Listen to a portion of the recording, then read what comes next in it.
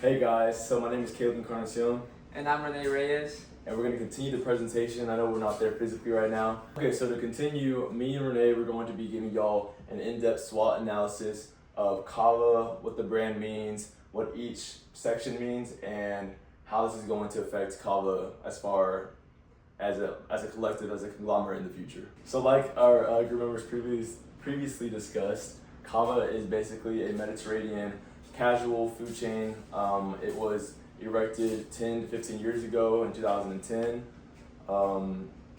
Basically, it's been on the rise, and what sets apart Cava from other food chains like this one, like from Chipotle, like from Sweet Green, is basically the natural approach that they take. You know, it's very health oriented. That's like been on the forefront since they began back in 2010. Basically, Cava has been widely recognized for their strategic approach into this industry. It's not an easy industry to be integrated in or just to dive into, but they've obviously done a lot of things right, which is why they've been so successful these past couple of years. So now moving on to Cava's strengths.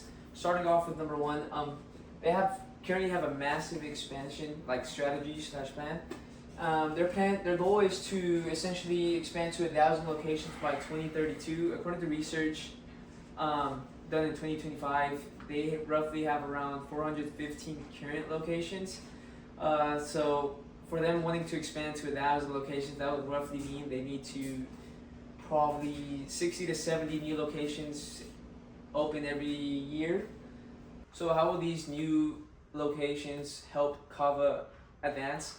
So this will allow them to hopefully one day become a top competitor in its current market with big competitors like Chipotle and what is the other one?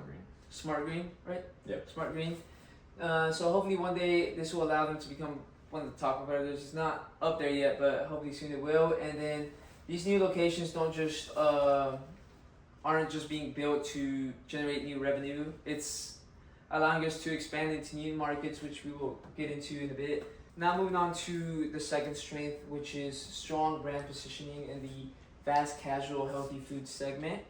So comparing it to its competitors, Cava provides Mediterranean style foods. So like they have salads, bowls, dips, similar to Chipotle. That's why they are very big competitors. As I was saying, Cava presents themselves as a healthy options but flavorful, so you don't have to switch up your diet or anything like that. They also are considered a premium option with their menu consisting of multiple options. They have a bunch of stuff I know they do the make your own bowl, and then they have this little pita thing going on where you can make your own, customize it at your liking. So that allows consumers to try out new stuff, but at the same time keep their health conscious goals in mind.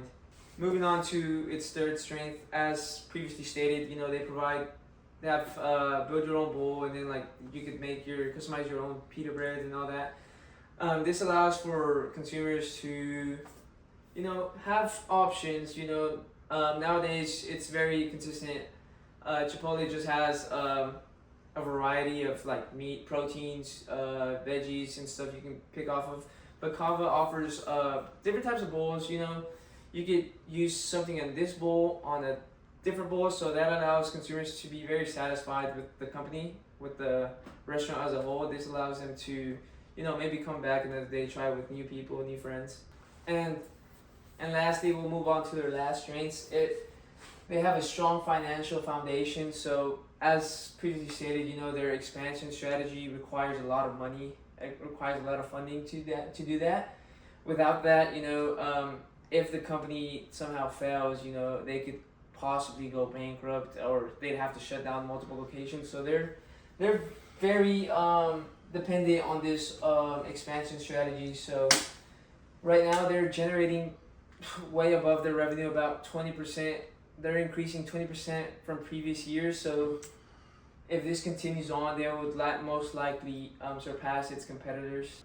Moving on to their weaknesses. So starting off with weakness number one, there are many key factors that increase Cava's operating costs.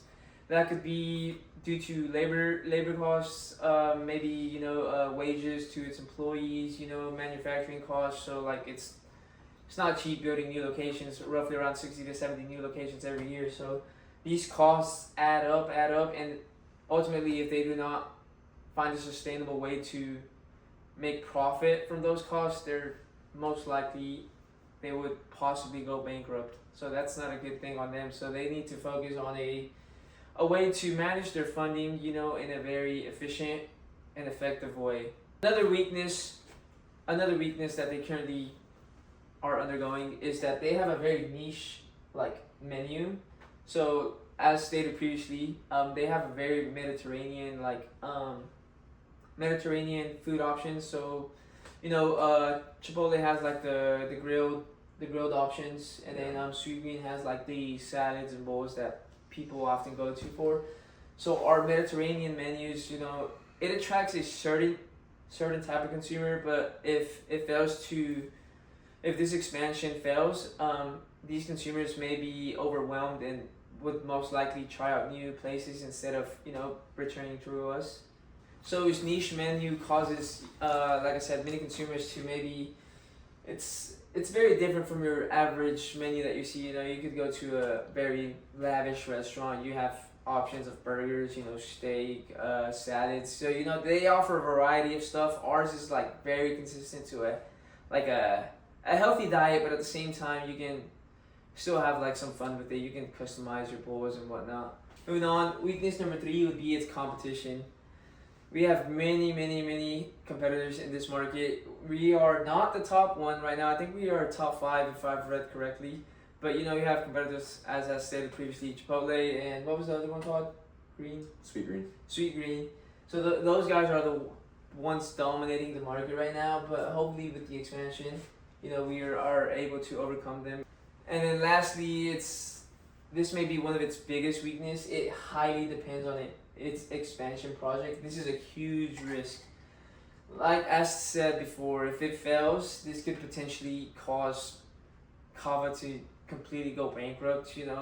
They have to somehow create a very specific and strategic plan that allows them to last roughly around 8 years later, so it can hopefully surpass its competitors. So in conclusion, that was a bit of Cava's strengths and weaknesses, and then now we are going to move on to a few other opportunities and threats, which Caleb here is going to present to y'all. Okay, so now branching off of what Renee just said, I'm now going to discuss a couple of the opportunities and threats. This is going to be some highlights and just basically the premier points of what Cava has going on in the company as a whole, and just the structure that they have. Okay, so luckily for Cava and other restaurants like Cava, in today's day and age and just the world we live in now, being healthy is becoming more of a trend, and that has been ultimately one of the biggest successors for Cava. There's just been a very big demand, and there's been a growing demand for healthy and customizable food options, and that is just something that restaurants like Cava, Chipotle, Sweet Greens, like we've already explained, that's what they've become very strategically advanced in. You have a variety of fresh foods. You have your beans, you have your meats, you have your rices and all that, and Cava even has a larger variety of sides that you can also add to your bowl or burrito, anything that you're making. So that has been a very big opportunity for Cava and the growth that it's had this past couple of years. As previously stated, although Cava has 415 locations as of 2025, there is a lot of room for them to expand into other markets and just cities in general. Obviously right now that they're going to be in bigger cities like Washington, you have some in Dallas, you have some in just these heavy populated areas, but continuing to expand within the U.S. is going to be very vital for them into just creating more revenue for themselves. And they've already been doing very good, making millions upon millions with the stores that they have right now, but getting to this 1,000 mark is going to be very critical for them to just continue to grow in their capital. So other opportunities that Cava can dip into literally is the dips and just products that they have as they're putting them into grocery stores, retail stores.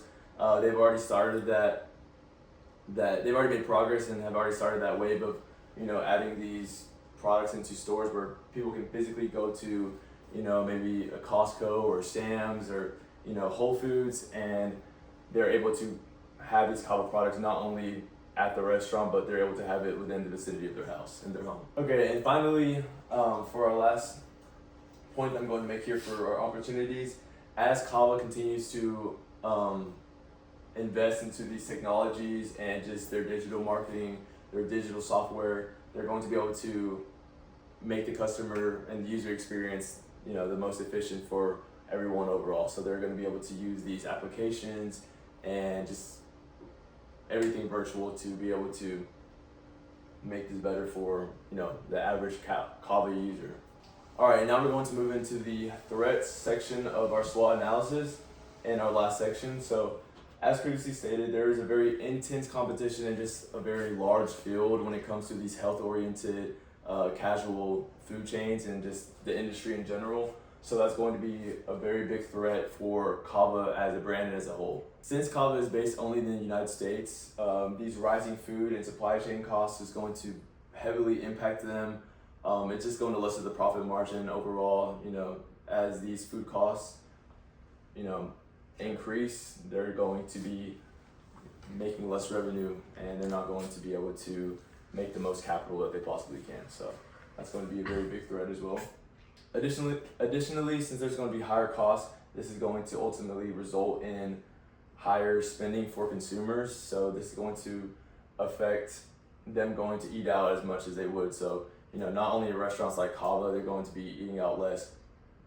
At restaurants in general, they're going to be spending less. They're going to be wanting to eat more at home. So this is going to obviously be a very big threat for Cava and the revenue that they make over the next couple of years. Okay, and lastly, as a recently public company and just post IPO, Cava is going to be facing very high stock volatility and they're going to be facing high investor expectations. And this just comes from being, on the forefront.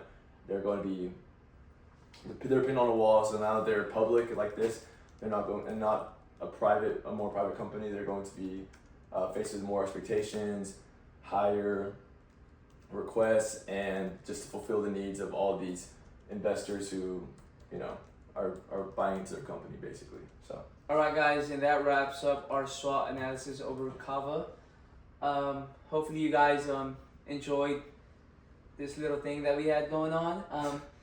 If you have any more questions, feel free to ask, and feel free to enjoy the rest of the presentation. Thank you.